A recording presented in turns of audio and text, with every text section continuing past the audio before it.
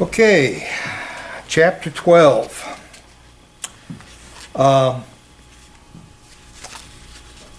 Throughout John's Gospel, up until this point, Jesus has made repeated references to his time. Typically in a sentence where he says something like, "My time has not yet come." The word translated time can also be translated hour, the same concept. As he says this, he seems to have in mind some specific point, some specific event that he is on earth to accomplish. That moment occurs in chapter 12, verse 23, where he says, "The hour has come for the Son of Man to be glorified." Exactly what he meant by that, we'll explore in a minute. Now we note that chapter 12 is pivotal. It is central to Jesus' ministry as John presents it. It is the point where things dramatically change in the whole focus of this gospel. It records the moment when Jesus claims that his work that he has come to do has, in some sense, been completed or is beginning to be completed. So this is a central chapter for that reason. It's also central for another reason.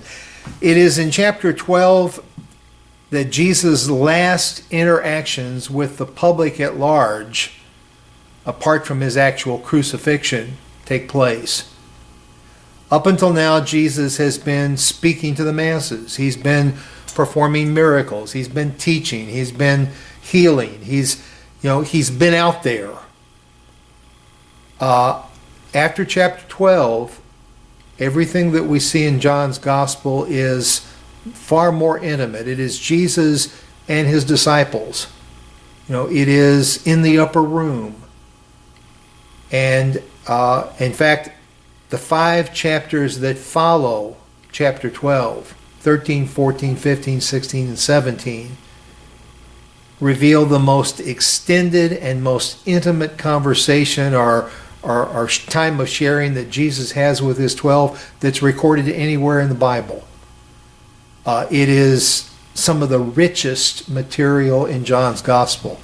And so when we get back together in the first Wednesday of January, we're going to be jumping into some marvelous, marvelous stuff. So the groups that he has talked with, argued with, verbally fenced with, all that is in the background after chapter 12.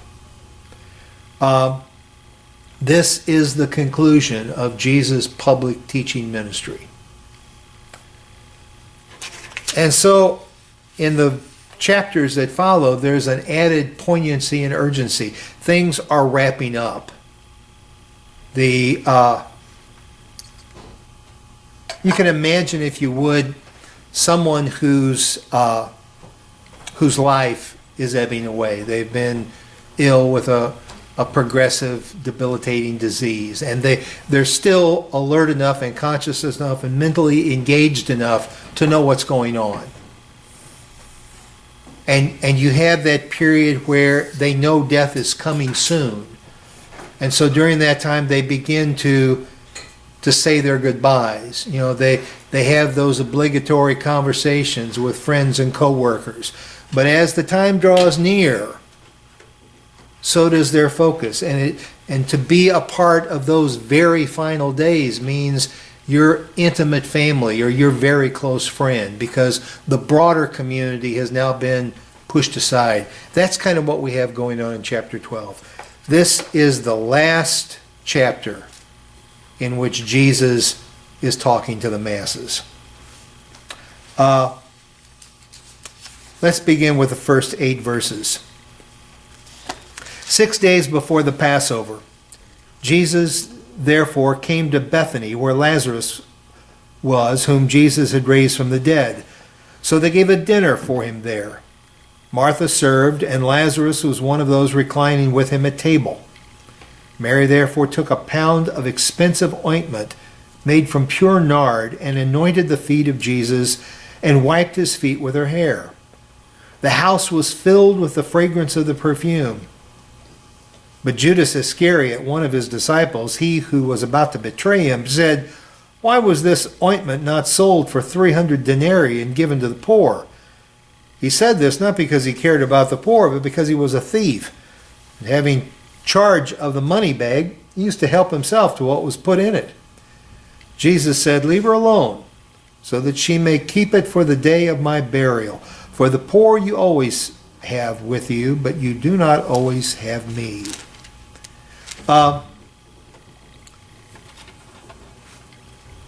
Let's remember the setting. It is springtime. The Passover is drawing nigh. All of Judea and Galilee is buzzing with talk about Jesus. There have been some very tense public confrontations between Jesus and the scribes and the Pharisees and the Sadducees and the high priest. There have been attempts already to have him arrested, attempts to have him killed. It's been, everybody's talking about this growing controversy, this tension between the religious leaders of the land and this amazing young rabbi from Galilee. And everybody's wanting to figure, they're watching because this is the most interesting game in town. This is news. Everybody's speculating about how this is going to end. Some are saying, maybe this really is the Messiah. Maybe a revolt is at hand. Some are saying, we've seen these would-be Messiahs come and go. We're just waiting for when the hammer drops and they finally reel him in and nail him to a cross. So everybody's watching this. And they're watching every street leading to Jerusalem. Because, the tension is high. Will he show up? He's a wanted man. Will he stay away? The smart money was on Jesus not going anywhere near Jerusalem, because it would be so very easy for him to be ensnared. So, in chapter 11, these were some of the last words that we found. They were looking for Jesus and saying to one another as they stood in the temple, "What do you think? That he will not come to the feast at all?" The word is out. But even as the crowds are speculating, Jesus is already beginning to initiate his own plan. He shows up in Bethany, 1.7 miles from the city wall of Jerusalem, at the home of Mary and Martha and Lazarus. They host a banquet in his honor. As is typical, Martha takes the lead in the preparations. Make sure everybody's comfortable, that their glass is full, that the food is prepared, that the house is ready. She is in her element as hostess. Mary, however, does something very unusual and anything but practical. If Martha is hyper practical, Mary does something that is super exorbitant and extravagant. She takes some expensive perfume. Judas said it was worth 300 denarii. Denarii was a typical day's wages for a laborer. So this is a year's income for a poor man. It's a lot of money. Buys a lot of bread. And she takes this very, imagine the most expensive French perfume you've ever heard of. An whole gallon of it. You know, the kind of stuff that sells for $100 an ounce. And she has this huge amount of it. And she just pours it on his feet. Now, again, remember the context. Remember the times. When a guest comes into a Judean home in the first century, if the house is wealthy enough to have servants or slaves, then a servant or a slave takes a bowl of water and a towel and proceeds to wash the dust off the feet of the guest. People wore sandals. The seats were dusty when it was dry. They were muddy when it was rainy. You know, there was dung and all kinds of debris and sewage pouring out on those streets. They were nasty. And when you came in, you needed to get your feet washed. It wasn't just to be polite. It was so your feet wouldn't be leaving tracks all over the floor. Well, instead of a slave washing Jesus' feet with a bowl of water, Mary, one of the hostesses, does the work of the slave, and instead of using water, she uses this expensive perfume. And instead of taking a rag or a towel and drying his feet, she uses her own long hair to dry his feet. An act of absolute submission, absolute humility. This would, you know, imagine the body language of a slave in, you know, ancient Burma or someplace, where when they bow to the king, they don't just bow from the waist, they don't just come down on one knee, they fall down on the floor face down with their hands extended in absolute submission. You know, a human's closest counterpart to when a dog or a wolf rolls over and shows its throat to the alpha male. This is the kind of body language we have here. She is absolutely putting herself literally at Jesus' feet in complete act of worship and submission.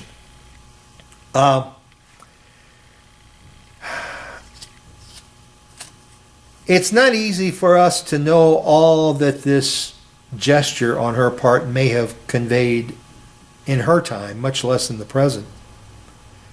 It's not very easy to imagine all that Jesus must have felt as this was going on. You know, I mean, Mary is a good friend. She's not his slave. She's not his wife. She's not his girlfriend. What she is doing is, in some ways, incredibly intimate.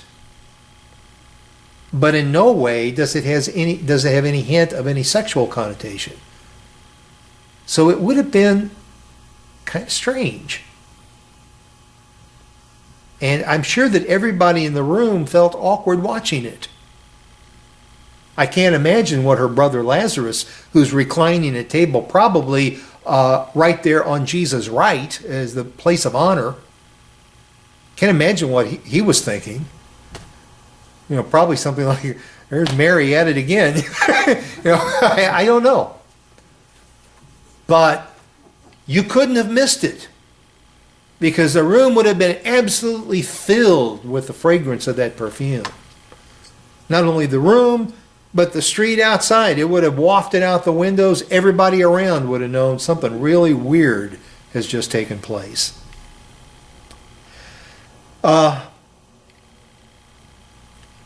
The only person who got really upset about this, though, was Judas Iscariot.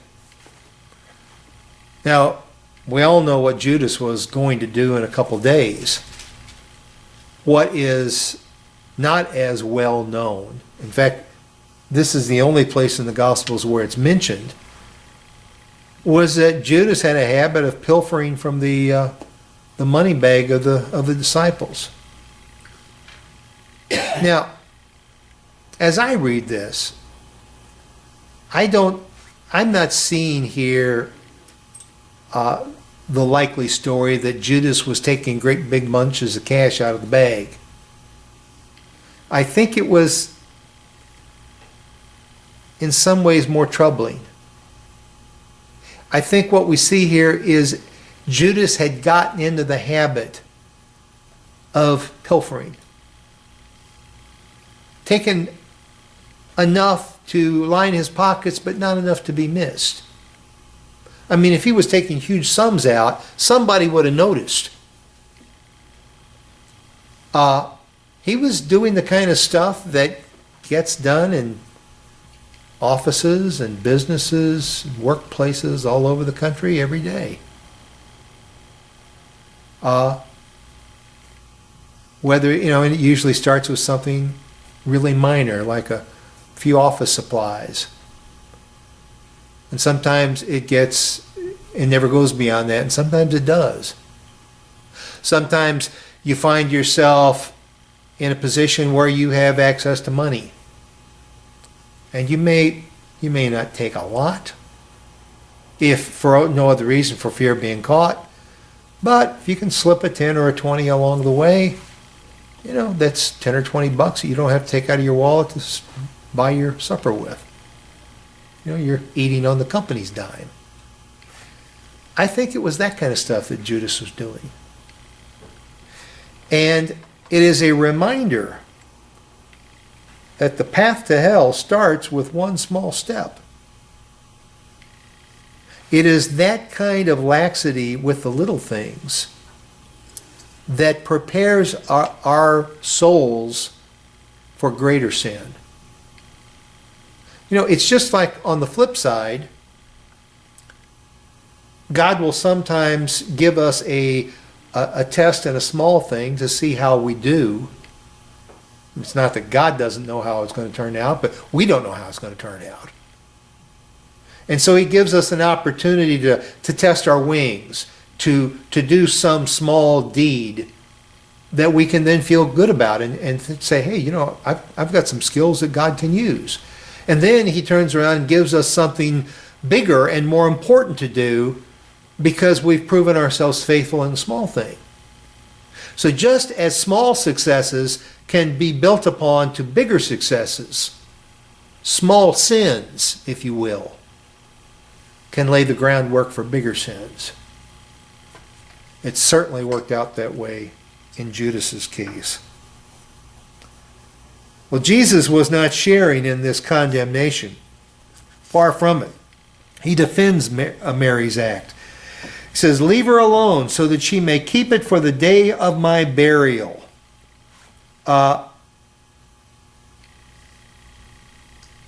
What Mary is doing, whether she realizes it or not, is another matter, is anointing Jesus' body in advance for his burial. It is a symbolic act of preparing him for what is coming. In Jesus' comments about the poor, he is not by any means minimizing the importance of ministry to the poor. In fact, throughout his life, he demonstrated over and over again the importance of ministry to the poor, both by his actions and his teachings. But he is simply saying there are some times when something more important than the day-to-day ministry that occupies you is going to come along. This was one of those times. Sometimes we have our plan of ministry, and it may be well thought out and it may be important, but we are interrupted by some event that takes precedent. As a pastor, that happens fairly often. I may go into the office and my plan is to spend the day in study and sermon preparation. And it's study and sermon preparation needs to take place. It's not that I'm being frivolous, far from it. I've got a good plan of attack for the day. And then the phone rings and I've got a pastoral ministry issue I've got to deal with, or a crisis, or a problem, whatever. Once in a great while, some wonderful opportunity comes up. Usually the interruptions are not wonderful, but once in a while. And so Everything that I had planned gets put on the shelf, and I attend to the thing that is more urgent, more time critical, or in some cases just simply more important. That's what Jesus is saying. He's not saying ignore the poor. He's saying you'll have plenty of opportunity to do that later. This is more important right now. Verse 9. When the large crowd of Jews learned that Jesus was there, they came not only on account of him, but also to see Lazarus, whom he had raised from the dead. So the chief priests made plans to put Lazarus to death as well, because on account of him, many of the Jews were going away and believing in Jesus.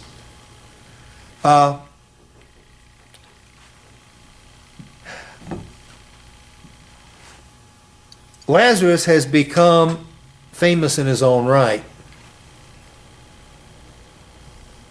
Now imagine that there was somebody here in Lynchburg who'd been dead 4 days and was resuscitated. I don't know about you, but this is a guy I'd like to talk to. I'd be real interested to hear his story. Did you see a white light? Did you go through some tunnel? Were you greeted by dead relatives? Did you see a vision of Jesus? You know, we've heard all these near-death experiences. This isn't near-death, this is death. What happened? What did you see? What did it feel like? Was it scary? Was it pleasant? I'm sure everybody in Jerusalem and all the surrounding countryside wanted to ask Lazarus those questions. And the fact that a crowd shows up not just to see Jesus but to see Lazarus sort of begs the question, well, this is Lazarus' house. Hasn't he been here all along? And it kind of leads you to think that maybe Lazarus, like Jesus, has been laying low somewhere. That things just got a little too intense in the sudden celebrity after his resuscitation, and he found some place to go on personal retreat. And he's now come back to Bethany because he got word that Jesus was coming. It doesn't say that specifically, but kind of reading between the lines, that's not an unreasonable conclusion to draw from this. Now remember, in most places where John talks about the Jews, he uses the term specifically to talk about the religious leaders, the chief priests, the rabbis, the members of the Sanhedrin. Normally, that's who he's talking about. But we've already found a case or two where he's just talking about the people of Judea. In this case, I believe that this is another instance where he's just talking about the local folk. In context, that makes more sense here. When the large crowd of the Jews learned that Jesus was there, and what happens next, you know, this crowd doesn't seem to be hostile in any way. They're just curious. And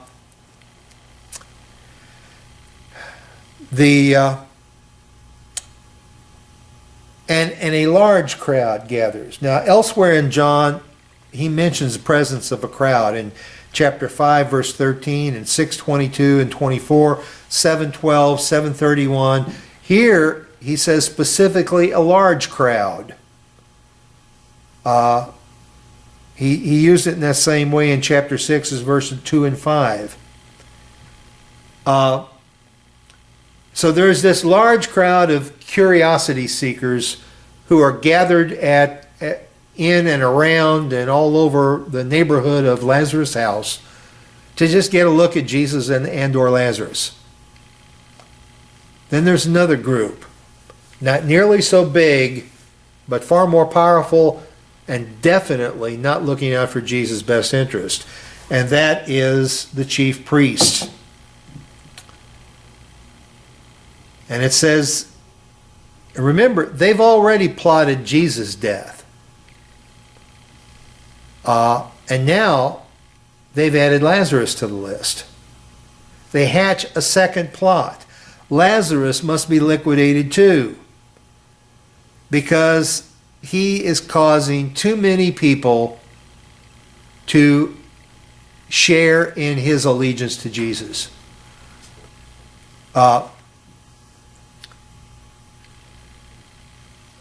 For the Sadducees, and remember the chief priest are the party of the Sadducees, Lazarus presents another problem. It's a theological one. I don't know if you remember, but when you look at the basic differences between the Pharisees and the Sadducees, one of the differences is the Sadducees only accepted the Torah, the first 5 books of the Old Testament, the books of Moses, as scripture. They did not include the writings, what we would call the history, Psalms, Proverbs, the writings of the prophets. These books were not unimportant to them, but they did not regard them as authoritative. The Pharisees did. Another big difference, well, a couple more. Pharisees believed in the existence of angels. The Sadducees did not. And the big one, the Pharisees believed in the resurrection of the dead. The Sadducees did not. So you're going around pontificating to people in all your magisterial finery as high priest. There is no resurrection from the dead. And up walks Lazarus, who everybody in town knows was dead 4 days and is now walking around. This is a theological problem. This is living evidence that what you're teaching is not right. Now, were we dealing with clear-thinking, reasonable people, we would say that this might cause them to rethink their theology. But it's simpler just to eliminate the evidence. And so they needed Lazarus permanently silenced. We don't know how the banquet ended. For whatever reason, no action was taken against Jesus or Lazarus at that time. My guess is there just were too many witnesses. The crowd was so big that the authorities were afraid to act. They saw a riot happening. But after it is over,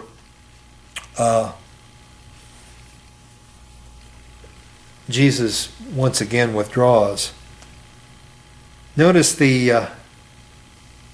remember what they said in the earlier chapter, what the high priest said, that it's better for the life of one man to be sacrificed, that everyone else could survive.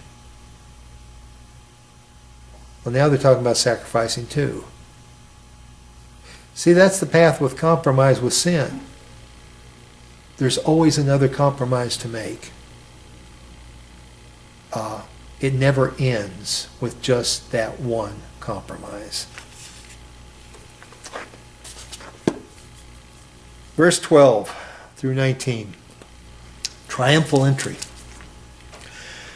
The next day, the large crowd that had come to the feast heard that Jesus was coming to Jerusalem. So they took branches of palm trees and went out to meet him, saying, Hosanna! Blessed is he who comes in the name of the Lord, even the King of Israel. And Jesus found a young donkey and sat on it, just as it is written, Fear not, daughter of Zion. Behold, your king is coming, sitting on a donkey's colt. His disciples did not understand these things at first, but when Jesus was glorified, then they remembered that these things had been written about him and had been done to him. The crowd that had been with him when he called Lazarus out of the tomb and raised him from the dead continued to bear witness. The reason why the crowd went to meet him was that they heard he had done this sign. So the Pharisees said to one another, You see what you are gaining? Nothing. Look, the world has gone after him. It is the next morning, at precisely the point when public interest on the one hand and official opposition on the other are peaking, Jesus dramatically enters the city. This is the act of somebody who is very intentional about what he's doing. There's nothing accidental about this. This is deliberate. It is staged. And staged in the sense that it is done for dramatic effect. Jesus is deliberately manipulating events at this point for the biggest possible impact. He's not sneaking into the city. He's not doing anything on the sly. He is going nose to nose and eyeball to eyeball with his accusers. And he's, in effect, he's sticking his thumb in their eyes at this point. Look at me. You can't ignore me. I am pushing this to a climax. I am declaring myself. And his entry was like that of a visiting king. The crowds gathered. They laid their coats on the path. They took palm fronds and laid it on the path. And one scholar I read years ago pointed out that palm trees were not indigenous to Jerusalem. Remember, Jerusalem occasionally can get snow. It can freeze there. It's one of those places where you could plant a palm tree and it might live for years, and then one winter you get a real bad cold snap and kill it. Now, there was a place not far away where palm trees grew naturally, and that was the oasis of Jericho, which was about 20 miles down a long, steep, tortuous road. And that raises the interesting speculation. The fact that there were palm fronds in this crowd says that Jesus wasn't the only one who came there that day with a plan. That there were people in the crowd with a plan as well. So what's the big deal about palm fronds? Well, let me ask you a question. If you see one of the vanity plates out there today that is kind of a mustard yellow color, and it has in black a coiled up rattlesnake with the words, "Don't tread on me," what conclusion do you draw from that license plate? Evil person. Well, that's not the answer I was expecting. Well, but devil's work. No, you see these all the time. Don't tread on me. Now, if you know your American history, that was a symbol of the Revolution. Back, the Green Mountain Boys up in Vermont, that was their flag. It has taken on a new political connotation in the present. Somebody has to know the answer. Heard about the Tea Party? Oh, yeah. They've adopted that as their symbol. So usually, not guaranteed, but 9 times out of 10, you see somebody with a Ford F-150 going down the road. He's got that as his license plate. You can figure if he's not an official Tea Party member, he probably listens to Rush Limbaugh. You know, he's gone that end of the political spectrum. If you see somebody that's got a rainbow sticker on the back of his car, what does that probably indicate to you? You know, this has become the symbol of the gay rights movement. You know, the rainbow flag. You can go to the intersection of Market and Castro Street in San Francisco, and at that intersection there is a big, tall flagpole with an enormous rainbow flag on it. I've seen it. Huge, because that is sort of the geographical epicenter of the homosexual community. And all up and down the streets on either side are little rainbow flags. So symbols have meaning. If you saw a palm frond in first century Jerusalem, it also had a meaning. It symbolized Jewish independence. During the Maccabean revolt, the palm frond became associated with the Maccabees. When they won their independence from Greece and set up a dynasty, the Hasmonean dynasty, where there were Jewish kings on the throne in Jerusalem, the coins that they had minted had palm fronds on them. Now, if you're the Roman governor of Judea and you see a crowd waving palm fronds, you're not going to conclude that they're hot and they're just fanning themselves. You are going to conclude that they're hot. Yeah. Hot for rebellion. When they were laying those palm fronds in front of Jesus as he entered the city on that donkey, they were greeting their wannabe king, their revolutionary leader. You know, this is their Che Guevara, their Fidel Castro. This is the guy that's going to lead them into a revolt. It was very deliberate. Interestingly, Jesus never once rebukes them.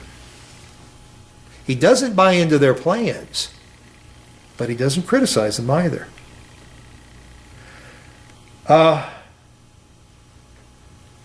So here he is, entering the city on the one hand like a conquering king. On the other hand, if this is a king, his reign has some peculiar features to it. Yes, there are regal overtones to the entry, but had he been the expected messianic figure that everybody was looking for, he would not have been coming in on a donkey. He would have been coming in on, this might surprise you, not a white charger, but on a white mule. David, as king, rode on a white mule. That was the preferred ride for the king of Israel in those days. If you know anything about the geography of ancient Israel, there's good reason why the king rode on a mule, because the footing was treacherous. In places that would have broken a horse's leg, a mule would have managed quite easily. So if Jesus really wanted to fit the Hollywood image of the conquering Messiah, he would have come in regal attire, riding a beautiful white mule. Instead, he's on a donkey, the animal of a poor man, a peasant, a lowly farmer.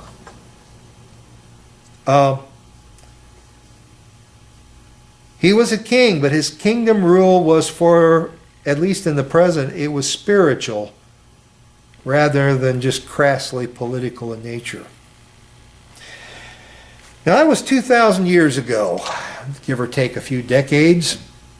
And ever since, Christians in generation after generation have been trying to get Jesus off that donkey and onto that mule.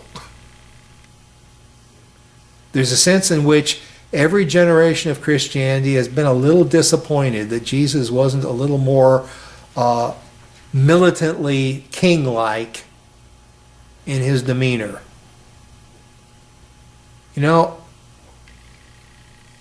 I grew up watching John Wayne movies.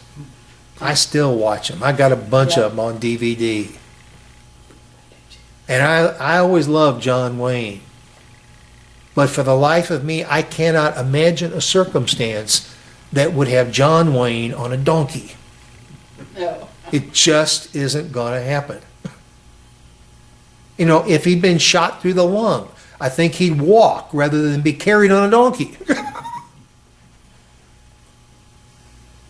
That's our image of a hero. And Jesus on a donkey, this is the ride we'd expect, Mother Teresa to be on, not the Messiah. And so there's an element in Christianity in just about every generation that trying to figure out how to get Jesus on, today it'd be a white charger. You know, you think about the Crusaders trying to retake Jerusalem. You know, those armies weren't marching on donkeys.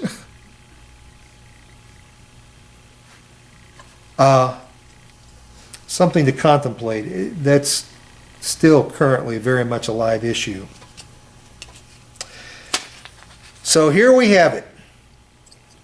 Jesus and Lazarus in town. Jesus making this dramatic entry. The city is electrified. Everybody is craning their neck to get a look at this. They are pushing through the crowd. They're climbing trees. They're up on rooftops. Anywhere they can get a vantage point to see what's going on. And every once in a while, you know, they're going to look over toward the temple or toward the Fortress Antonia, see, you know, when are they going to react over there? Because everybody's expecting a confrontation. But the authorities are frustrated. Jesus appears to be unstoppable. They have the good sense to realize, had they moved then, all they would have done was throw a lighted match into a can of gasoline. It would have triggered a riot and the beginning of an armed insurrection, which was the very thing they're wanting to avoid. Because they don't want Rome dropping a hammer on them. They don't want Rome taking their position of power. They've got this balance of power thing going between the Sanhedrin and the Roman authorities. Rome has granted them certain powers, but always it's conditional. It's always with the threat. If you can't keep control, we can. But if we have to do it, your purpose in being here is suddenly extraneous. We don't need you anymore. So it's all about power. And then something curious happens. Verses 20 through 26. Now among those who went up to worship at the feast were some Greeks. So these came to Philip, who was from Bethsaida in Galilee, and asked him, "Sir, we wish to see Jesus." Philip went and told Andrew. Andrew and Philip went and told Jesus. And Jesus answered them, "The hour has come for the Son of Man to be glorified. Truly, truly, I say to you, unless a grain of wheat falls into the earth and dies, it remains alone. But if it dies, it bears much fruit. Whoever loves his life loses it, and whoever hates his life in this world will keep it for eternal life. If anyone serves me, he must follow me, and where I am, there will my servant be also. If anyone serves me, the Father will honor him." Who in the world are these Greeks? And why are they in Jerusalem? In ancient Judaism, there were several different categories of people. There were the Aramaic-speaking Jews. This would have constituted the majority of the people out in the countryside and many of the poor people in Jerusalem. Aramaic was the common language of the people. It's a language derived from the same Semitic root as Hebrew, has a lot in common with Hebrew, but it's a unique language. There is actually a tiny population of Aramaic-speaking people in Lebanon today, and in Syria, I believe also, and they're among the persecuted people in that part of the world now. But and this was the language that Jesus spoke. Would have been the language that he grew up speaking. And there are places where we will see an Aramaic word transliterated into Greek, into the Greek New Testament. A word like Maranatha, for instance, that was an Aramaic word that they didn't translate, they just stuck it in there. So that's one big group. Then there were the Hellenistic Jews. These were Jews who probably spoke Aramaic, but they also spoke Greek. For some of them, Greek was their preferred tongue, their mother tongue. Many of these, like Philip, had Greek names. Philip is not a Hebrew name, it's a Greek name. You remember Alexander the Great's father's name was Philip. If you move into the book of Acts, the controversy in chapter 6 between the Greek, the Hellenistic and the Aramaic Jewish widows. It's one of the early controversies in the church. So, you got these two big groups. The Hellenistic, in Galilee you had more Hellenistic Jews. It was more influenced by Hellenistic culture than Judea was. And certainly when you got into the greater Roman world, there's probably 1 million Jews in Alexandria, for instance. There's a big Jewish population in Babylon, in Rome, in Tarsus. And in those Gentile cities, Hellenistic influences were very powerful in the Jewish community. So you got those two big groups. Then there are the proselytes. These are people who weren't born Jews at all. They were born as barbarians, as Gentiles. They may have been Greeks. They may have been Romans. But they were not Jews. But they were attracted to Judaism. They were attracted to various aspects. Some were attracted to the monotheism of it. Some were attracted to the moral code. And to varying degrees, they began to identify with Judaism.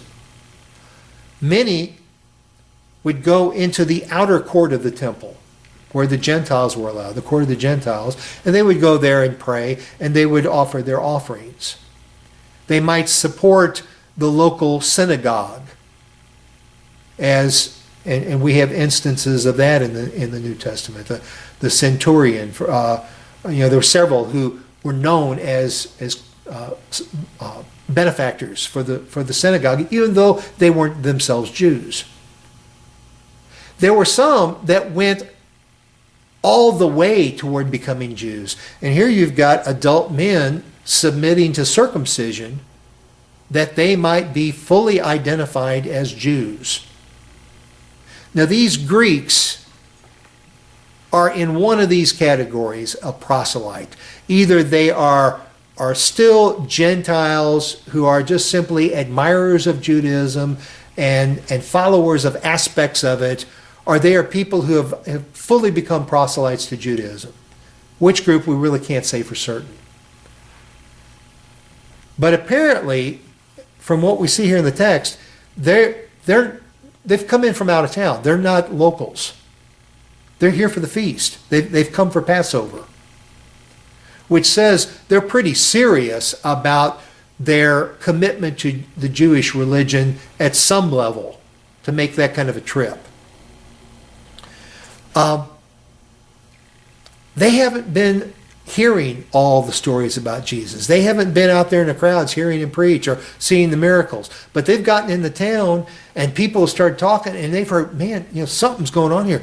This is somebody we need to meet. And so they see one of his followers. Maybe it was the Greek name that caused them to approach Philip and not somebody else. Maybe they sensed with that Hellenistic name he might be a little more sympathetic to their plea. So they approach him.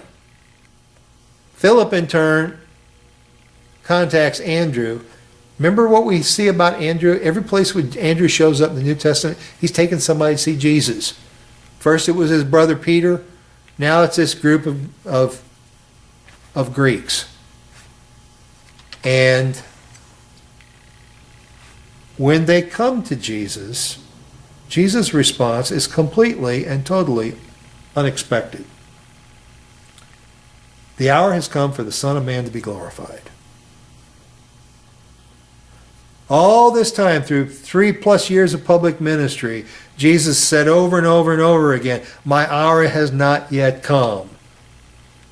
And now what causes him to change his tune? A bunch of inquiring Greeks. What in the world is going on here?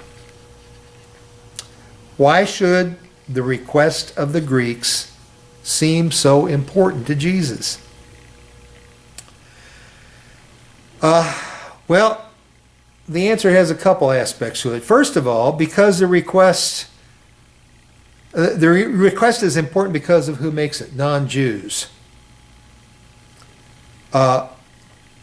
Remember what John said very early in his book, back in chapter 1, in verse 12.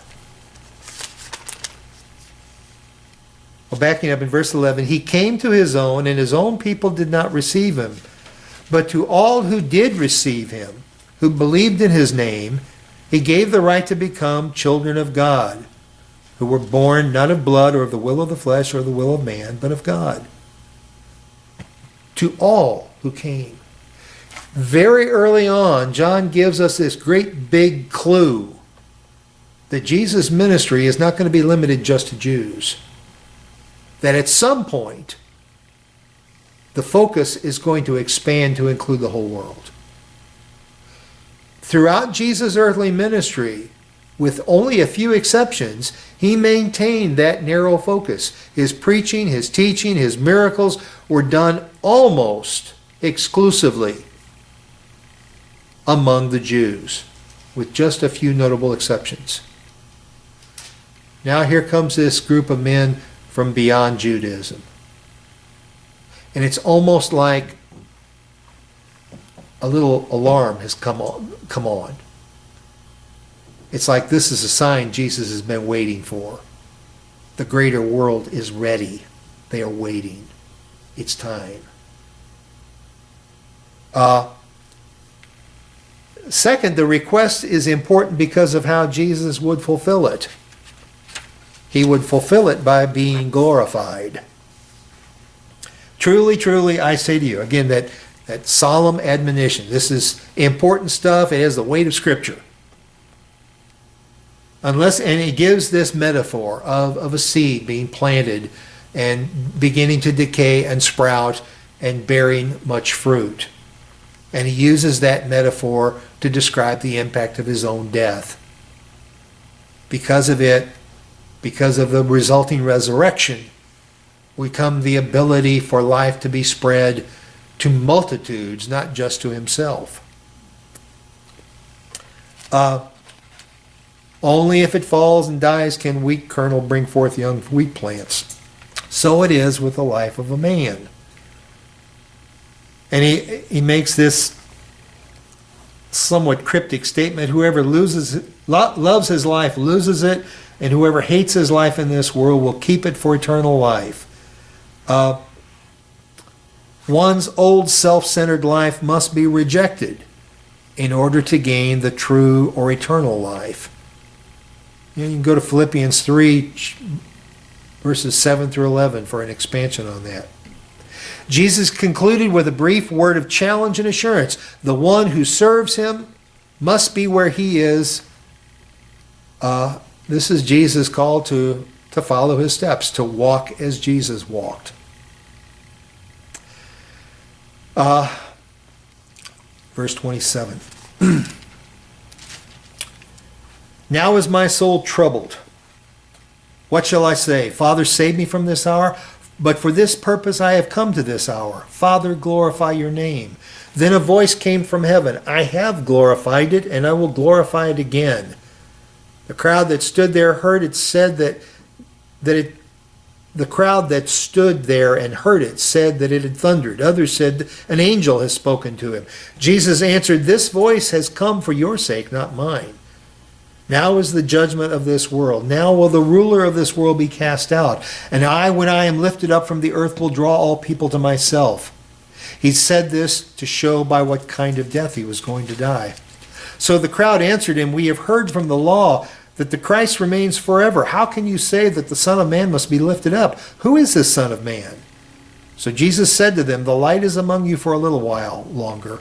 Walk while you have the light, lest darkness overtake you. The one who walks in the darkness does not know where he is going. While you have the light, believe in the light, that you may become sons of the light. When Jesus had said these things, he departed and hid himself from him.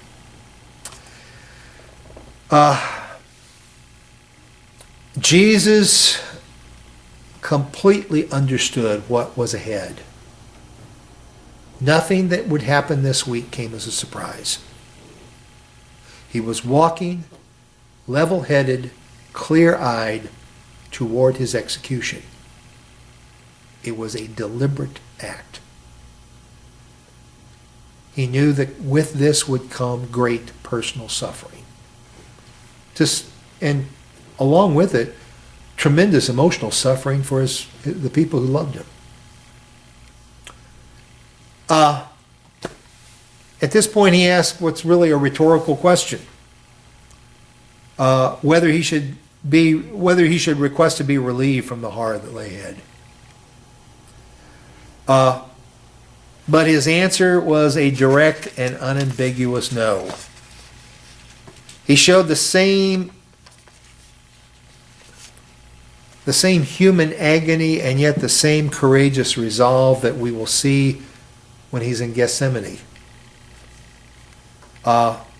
Jesus sought deliverance but requested that in any event that God's honor be upheld.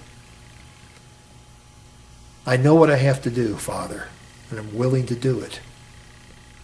I'm not looking forward to it, but I am yours to serve. He gets an audible response. And this has a mixed response on the part of the people there.